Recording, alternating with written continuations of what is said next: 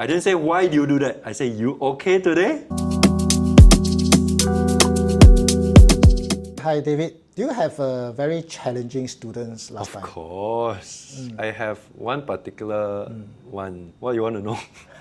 What he do in class? How challenging was He's he? your typical legend of the level. Okay. Means every teacher knows his name and what he does. He's notorious because not only is he violent, he also just doesn't respond to normal punishment anymore. You try every strategy or just this kind of face. Or smiling during detention. You detention today?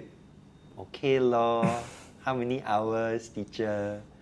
Really, this kind. So, I was thinking to myself, with this guy in my class, how is he going to learn, right? But I trusted the system. Okay, I had implemented a system that is impartial, as impartial that I could make it already. Okay, so the rules are there, minimal. There are only 3, but the most important one is care for others. So I don't just put it there and make it like fluff. I put it there and I show them and I point to them. So this is caring for others. There was one time that he was pushing someone else because he was just not getting his way in the classroom. Okay, so he was just angry with this boy. Why you can have this reward and I cannot? Fall down. Yeah, drama, right? So I will help the boy first. I help the boy. You notice I never did anything. I never scold him and say, "You, why you push it?" I helped the boy up, crying. I said, I left him alone. I really just left him alone. And then I care for him. And then after he stopped already, and he say, "Are you okay?" Notice I haven't even come to that boy yet. Then I use the same part and say, "You okay today?" I didn't say, "Why do you do that?" I say, "You okay today?" So nothing about the wrong action. The wrong action in my mind was already understood from day one already. Okay, so I put in the work to go and ask about him and all that. But with regard to the situation at that point in time, I already understood he didn't do it for no reason. It's not him who desires to just have violence. Something inside him is broken and I see it and I try and understand it and I'm trying to look at it from a lens of a doctor.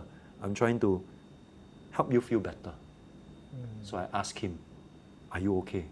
He said, "Yeah, he do this and he do that." I say, But when you ask him, "Are you okay?" will you make him feel like it is okay to push somebody? no. Of Why, course why not. do you think so?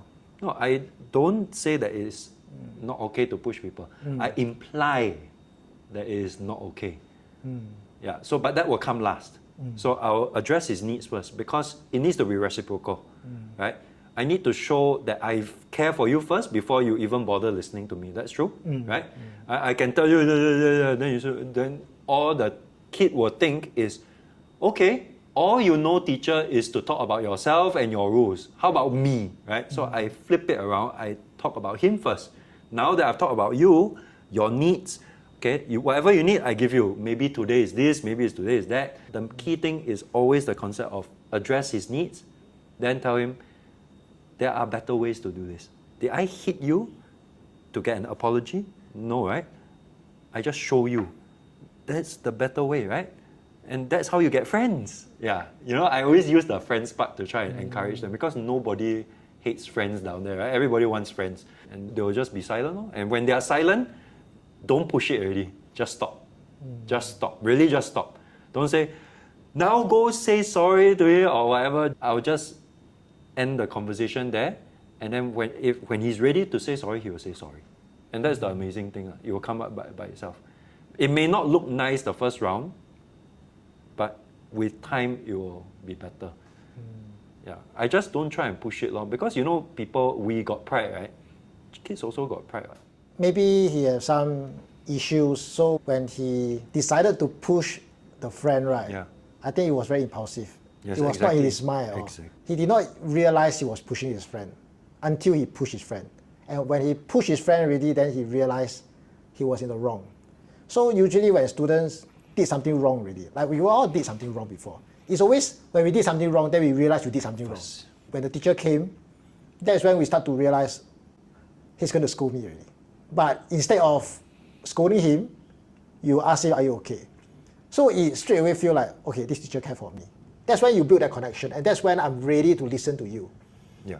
Yeah, so in your mind, you really felt that there's some challenges he had, right? Yeah. I think that's not easy as teachers. When we see somebody doing something wrong, straight away we are angry with the students. And so you just did that one more step of thinking about why he did that in the first place, right? Yeah, actually, you're right. When you say that it is our first instinct to get angry, that's true, right? The first time he acted up in class, I cannot say I wasn't angry, right? I didn't know his background. I had to probe. I had to spend time in recess with him, asking him about non-classroom things, just about him. He tells me about his brothers, saying vulgarities to him, putting him down all the time. You tell me that behavior in class is not a result of that. His dad whacks him every day. He gets punishment for not doing homework. If I do the same thing to him, I'm just going to be one of the other people in the crowd. Where is he going to receive the love? Because all he gets when he comes to school is the same thing at home. What motivates him to come to school then? So I understand that because I've been in that situation before. I go into a place, I fail this, fail that, fail. You're lousy, you're lousy, you're lousy, you're lousy, you're lousy, you're lousy. I hate you. You want to come anymore?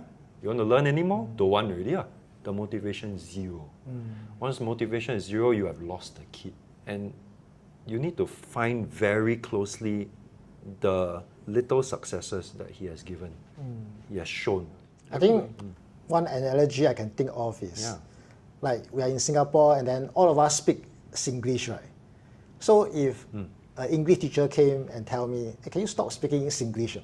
Will we be able to change overnight? I don't think it's possible, right? Unless you put me in some other country. Exactly. Then every day I practice a little bit. And even if I practice every day, I Might will not, only right? improve that 1% or 0.1%. So I believe that that student of yours, right? I'm sure after you show that care, he was listening to you. I'm very sure the next one whole year, he will have done similar thing over and over again. But I feel that if more teachers make him feel that he is just any other person who needs help, who have challenges, I think this person will try to improve. And every time you show some affirmation that something good is done, I think he will want to do a little bit more. Maybe he still has a lot of bad habits.